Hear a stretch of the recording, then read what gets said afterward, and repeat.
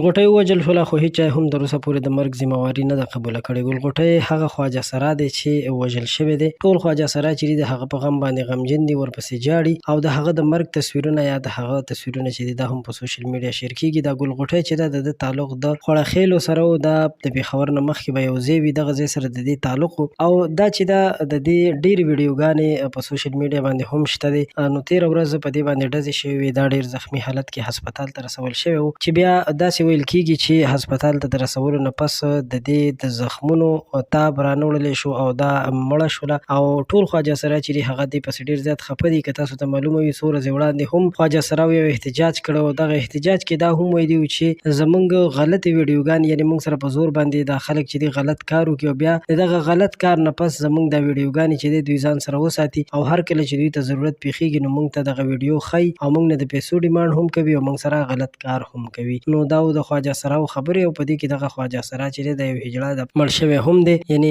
یو چا په ډزو باندې ویشتلی و.